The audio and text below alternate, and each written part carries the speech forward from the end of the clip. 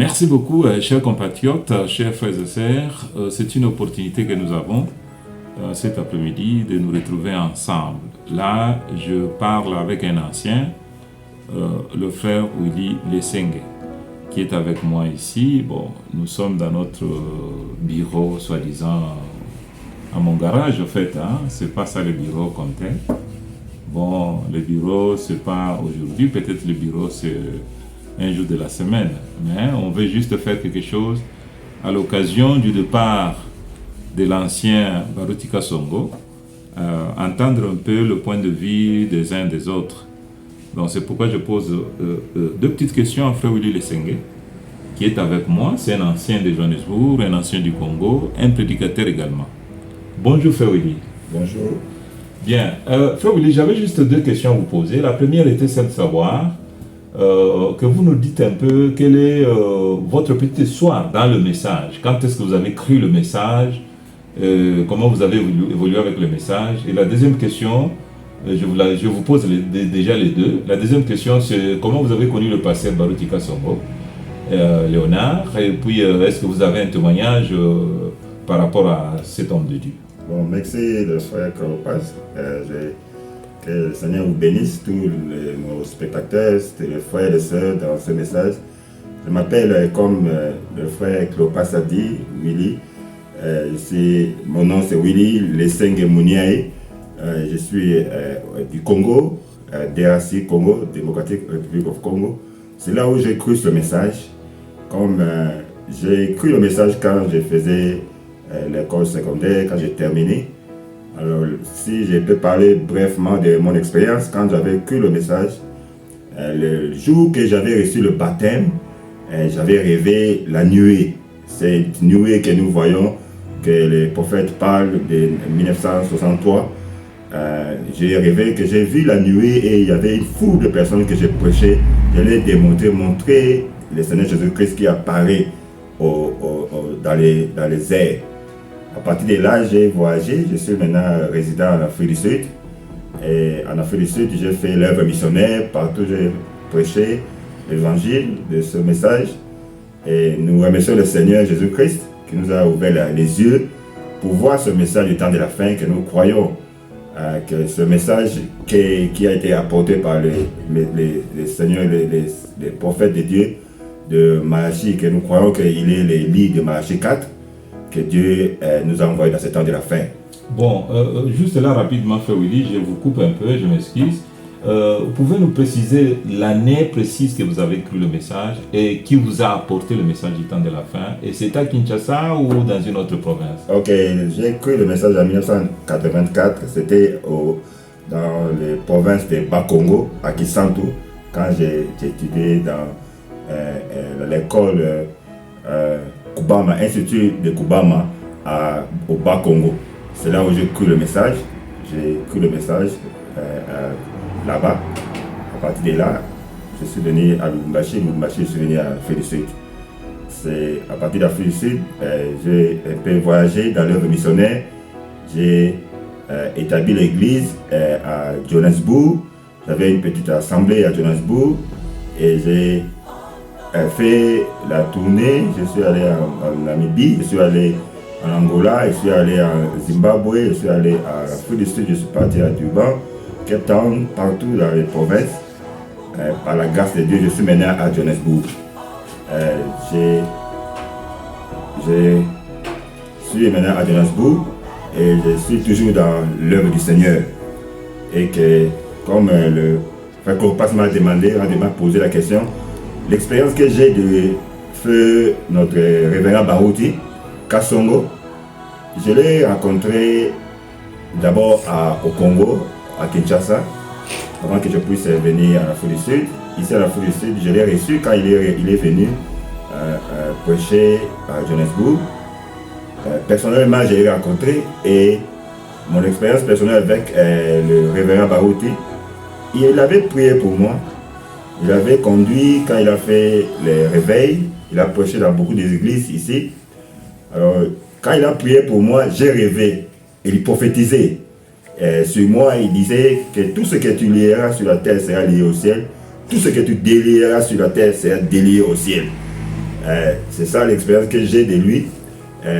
La prophétie qu'il m'avait donnée, alors il avait prié pour moi. À ce moment, il n'avait pas d'église ici à la Johannesburg. J'étais l'unique prédicateur qui opérait, qui venait du Congo, qui opérait en Afrique du Sud. Alors, c'était un homme de Dieu. En quelle année?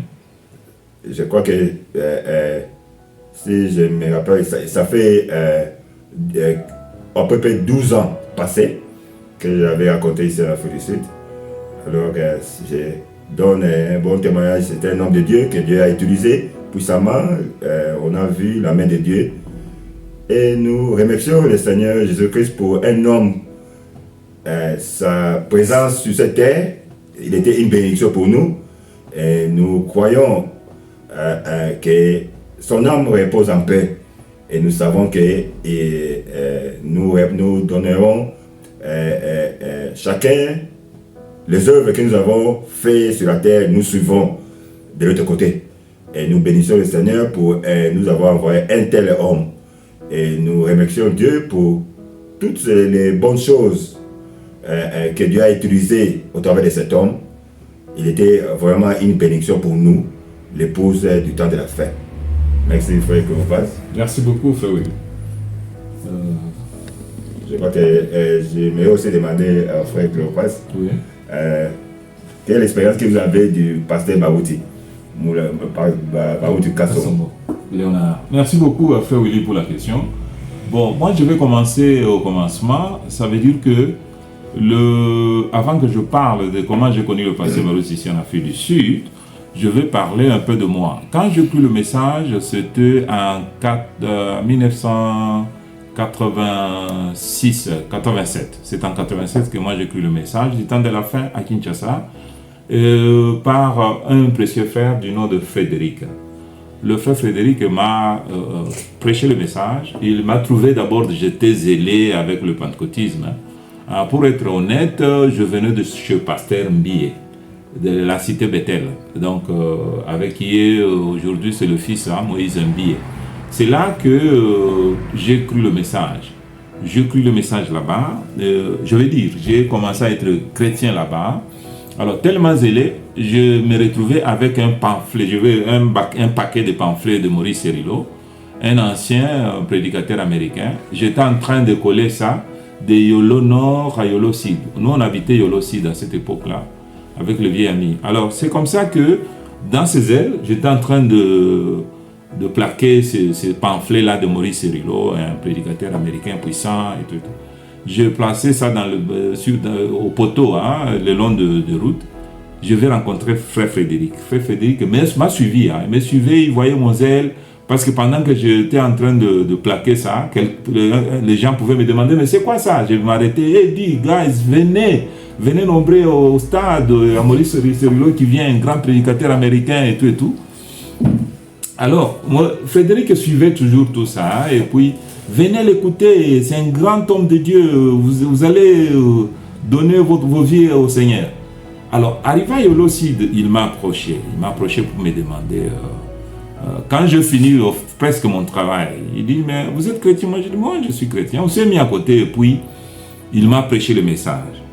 Bon, il a glissé juste quelque chose. Je lui ai dit de revenir encore, il est revenu. La troisième fois, je l'ai amené à la famille, et puis, il a prêché tous mes grands frères.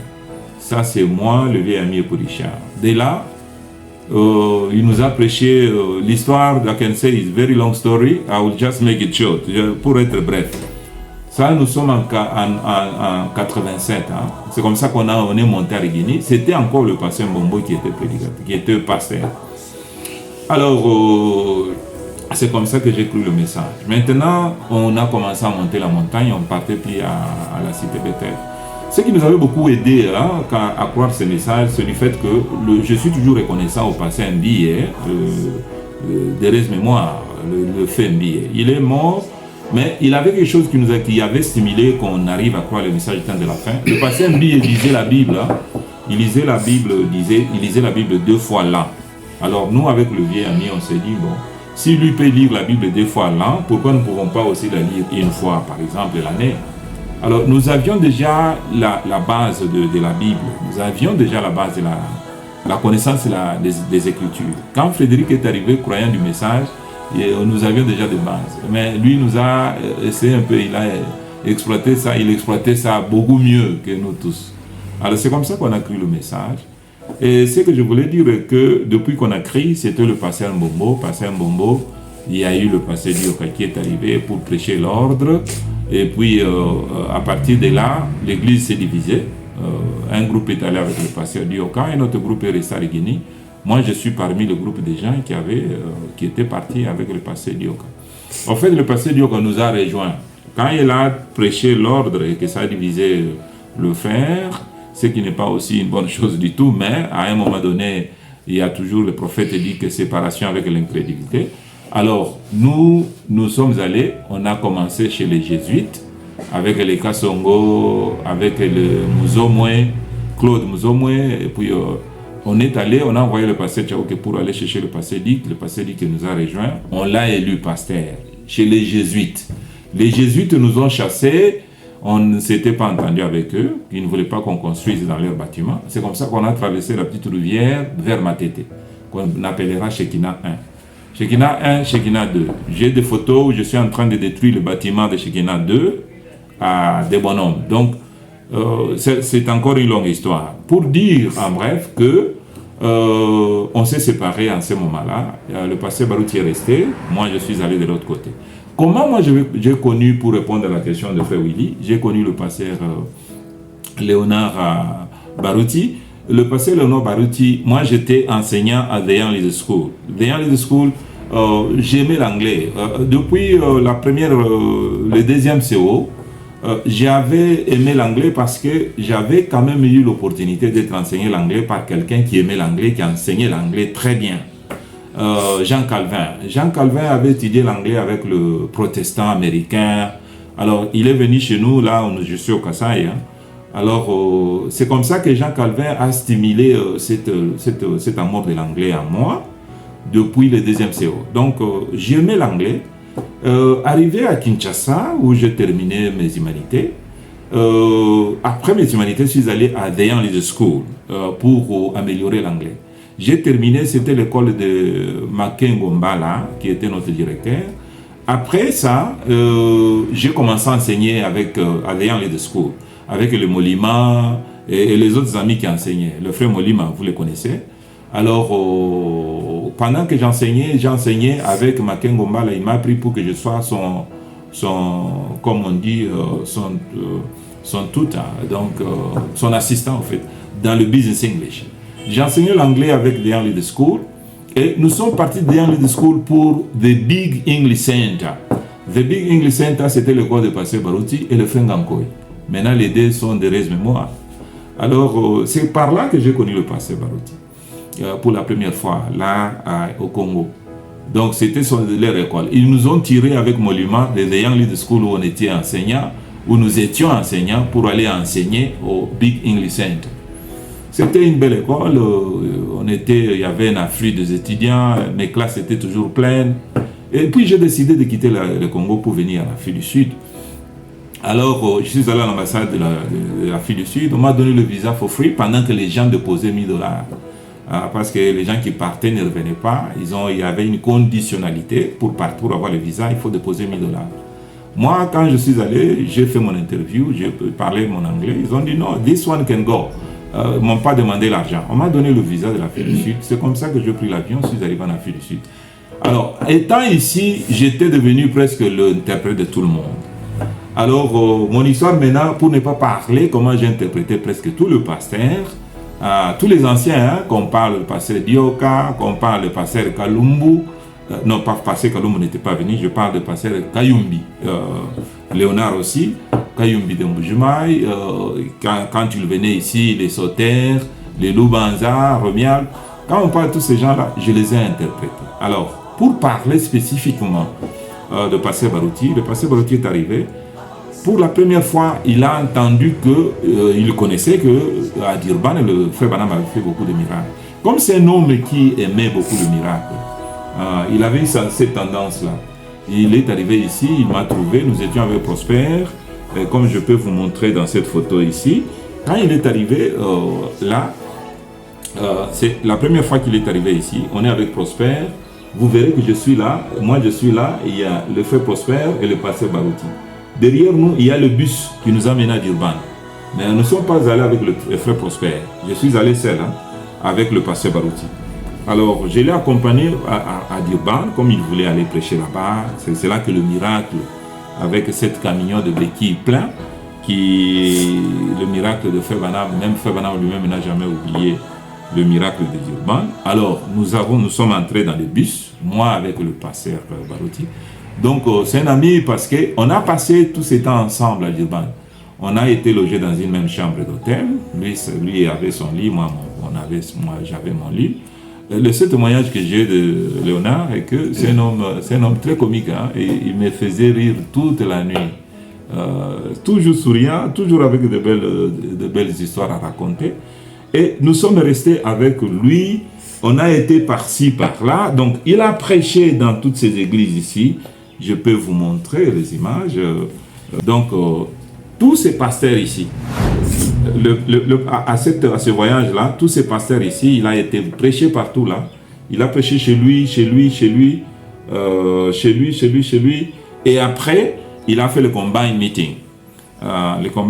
Et il devait maintenant prier pour le malade. Et tout. Après la prédication, c'était moi qui étais l'interprète. Et puis, on a fait presque 2 semaines avec lui. Alors, ma gorge était déjà partie.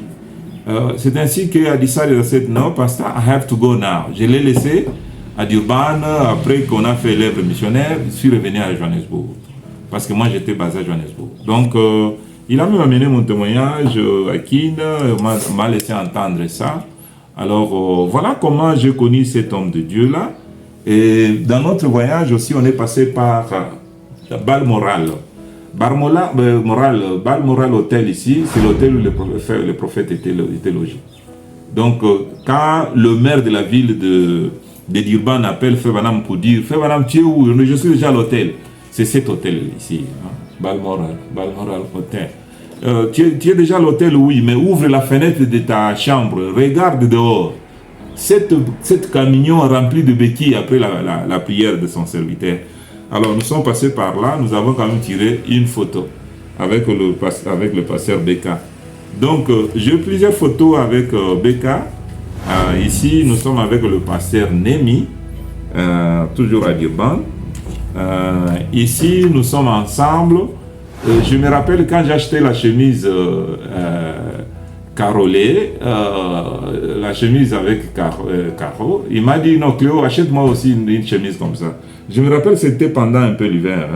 Je suis allé acheter une chemise pour lui aussi et nous sommes partis à Durban dans le bus. Je lui ai montré la prairie, la nature de l'Afrique du Sud, la belle nature de l'Afrique du Sud.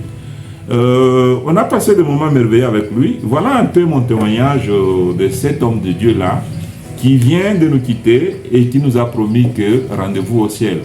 Donc tout ce que je peux dire est que c'est un précieux frère merveilleux.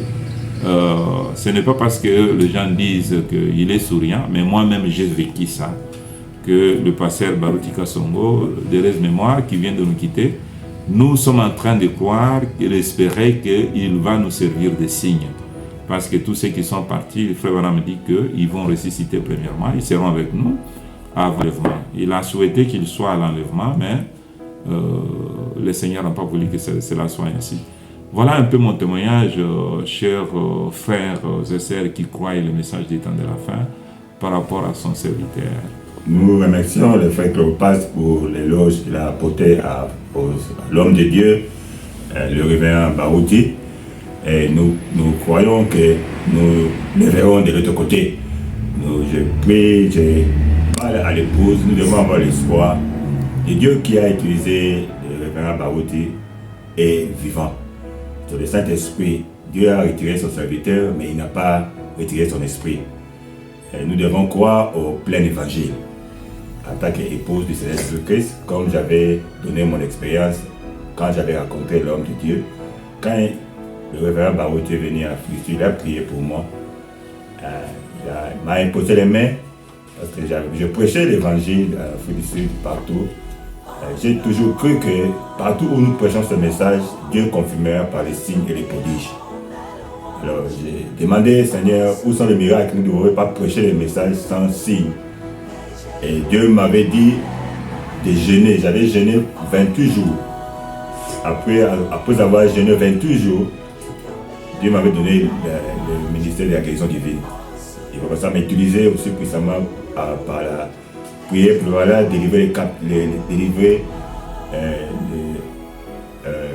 prier pour les malades partout, pour montrer qu'il est le même hier, aujourd'hui et éternellement. Dieu n'a pas changé.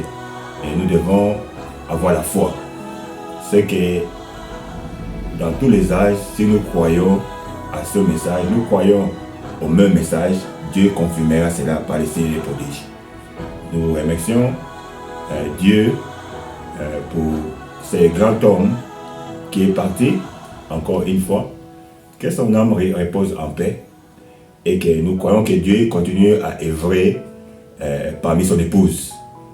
Et nous donnons l'espoir, nous avons l'espoir qu'un jour nous verrons notre frère, que nous puissions être encouragés par sa vie, comment il a vécu avec nous, sur les témoignages que nous avons vus, écoutés, partout là où il a prêché l'évangile. C'était merveilleux. Nous remercions le Seigneur pour toutes choses qu'il a faites au travers de cet homme de Dieu. Et nous demandons à l'épouse d'avoir la foi et de continuer à croire ce message et se préparer pour l'enlèvement qui est devant nous. Merci beaucoup pour nous avoir suivis, le témoignage que nous avons donné de cet homme de Dieu. Nous rendons grâce à Dieu pour toutes choses. Merci beaucoup. Je peux passer encore la parole à mon frère Cléopas. Il a quelque chose à dire. Oui, merci frère Willy. J'ai aussi quelque chose à dire pour terminer. C'est pour dire que, effectivement, nous ne sommes pas des catholiques. Dans le sens que les catholiques, quand quelqu'un meurt, on lui coupe la queue païenne et puis il devient saint. Nous ne sommes pas des catholiques dans ce sens. Ce n'est pas ce que nous faisons de notre cher révérend pasteur Léonard Barutika Songo. Nous sommes des croyants du temps de la fin. Nous sommes les croyants du message, je vais dire, du temps de la fin. Alors, nous sommes l'épouse. Et puis que c'est écrit que c'est l'épouse qui va juger le monde, ou qui va juger le païen. Parce que nous disons, c'est l'entrée dans cette nouvelle ville, la cité de David. On le discutait ici ensemble avec Frère Willy, pour dire non, la cité de David, c'est le millénium. Vous voyez, il n'y a que l'épouse qui entrera dans cette cité. Alors, vous savez que Frère Branham a prêché un message très crucial pour moi, pourquoi je suis contre les religions organisées. Alors, c'est ce qui fait que parfois nous nous disons que on a toujours l'habitude de dire, ça c'est les Français qui disent, mieux vaut la fin d'une chose que son commencement. Mais ce qui est vrai est que mon ami, mon précieux frère que j'aime bien, Dieu met ses serviteurs dans une balance. Moi je pense que quand bien même par exemple la fin n'a pas été bonne, parce qu'il s'est plongé dans beaucoup de choses qui sont contraires à la parole de Dieu. Donc, le message que nous croyons ne sera jamais une dénomination, parce que ce que nous voyons là, c'est presque cette tendance-là de la dénomination. On touche la main, les gens tombent et tout ça, et tous les gens qui roulent par terre quand on touche la main, des histoires. Bon, ça sont des choses que nous n'avons pas expérimentées dans le message. Ce sont les choses que nous avons vues Tibi Joshua faire. Alors, si nous le voyons dans les messages, nous disons non, là il y a quelque chose qui ne va pas. Alors, c'est pourquoi nous ne coupons pas la queue. Pour dire non, il devient saint parce que il est mort. Il est vrai qu'on doit toujours donner un bon témoignage, mais ce qui est vrai à moi, mon témoignage honnête, c'est pour dire que Dieu pèse ses serviteurs. Si vous regardez tout ce que le pasteur Barutika Songo a eu à faire depuis sa jeunesse jusqu'à sa fin, nous pouvons dire peut-être que non, la courbe peut tendre vers le bas, mais Dieu, quand il pèse ses serviteurs, vous allez trouver qu'il a beaucoup plus servi Dieu en tant qu'un homme fort, un homme courageux qui a fait que le message puisse vraiment être connu au Congo. Ça, nous ne pouvons pas lui arracher cette attribution-là, où cette reconnaissance-là, les campagnes d'évangélisation dans des milieux publics, non seulement à Kinshasa, dans toutes les autres provinces, dans certaines autres provinces. Ça, nous disons que quand Dieu va peser cet homme de Dieu, il va trouver qu'il pèse beaucoup plus sur ce côté positif que du côté négatif. C'est pourquoi nous sommes honnêtes et nous disons, est-ce que ça sera la cité de David ou bien ça sera la nouvelle Jérusalem? Parce que ce sont deux villes différentes. La cité de David, c'est le millénium. La nouvelle Jérusalem, c'est quand on va vivre éternellement avec le Seigneur. Et là, pour y entrer, ce sont les saints qui jugeront les autres, ceux qui auront fait du bien à l'épouse. Donc voilà un peu ce que j'avais comme contribution. Nous prions pour l'Église qui est restée. Et nous croyons que le Seigneur aidera à ce que ça ne puisse pas basculer dans la dénomination, trop dans la dénomination, mais plutôt que le Seigneur nous aide à ce que les anciens qui viennent puissent retourner l'Église, que Dieu nous aide à retourner l'Église à la position initiale, la position du départ. Mais parfois c'est difficile, chers confrères, parce que Frère me dit que quand vous tombez dans la dénomination, il est difficile de se relever. C'est un peu ça notre inquiétude. Mais nous prierons que ceux qui vont prendre la relève puissent être des hommes vraiment justes pour garder cette grande église. C'est la plus grande église du message du temps de la fin. Garder cette église-là au milieu du chemin, c'est ce qui est beaucoup plus important, que nous puissions basculer, commencer à agir comme font les pentecôtistes. C'est vraiment ça les cris de mon cœur que je lance à tous les hommes de Dieu. Qu'est-ce que nous devons faire? Parce que lui, pour qu'il devienne pasteur, il a été élu. Alors, si ça devient des choses à déléguer, nous allons vraiment regretter. Donc, mais de toutes les façons, l'épouse sera toujours l'épouse. Elle va entendre la voix du messager. Elle va entendre la voix du maître. Elle va entendre la voix du berger. Comme il dit toujours, mes brebis entendent ma voix et ils me suivront. Voilà, nous venons encore aussi de perdre le frère Ewald Frank, qui est mort aussi, je crois, 2 jours passés. Voilà comment les anciens nous quittent l'un après l'autre. Ça fait très mal, chers frères et sœurs du message. Alors, prions les uns pour les autres, supportons les anciens qui sont restés parmi nous. Nous les aimons bien, aidons-les. Ceux qui sont encore avec nous, nous devons les assister, vraiment les protéger, les garder bien. Merci beaucoup. Là, je fais allusion à tous ces autres-là. Et nous bénissons Dieu pour frère Joseph Branham. Je bénis Dieu pour le frère Ferguson, George Ferguson. Je viens de le voir au Canada quand on a exposé le corps du pasteur Becca. Un homme toujours chaud, hein? Je l'aime bien. Vous vous rappelez quand il nous prêchait même à Rigini là, that you have to reach the standard of the word. The standard of the word is not going to reach you. Vous vous rappelez de la prédication de frère George Ferguson? Il vient de prendre parole aux obsèques quand on a exposé le corps du pasteur Léonard. Il est toujours égal à lui-même, toujours le soutien à la voix de Dieu, le soutien à frère Joseph, surtout le soutien au messager, pour montrer, pointer à l'épouse, écouter les bandes. Press and pray, press and play. C'est la chose la plus importante, chers amis, parce que l'épouse, elle se prépare elle-même. Que le Seigneur vous bénisse, c'est Frère Clopas, Yamoun Kitomole, à partir de Johannesburg. God bless you, bye bye.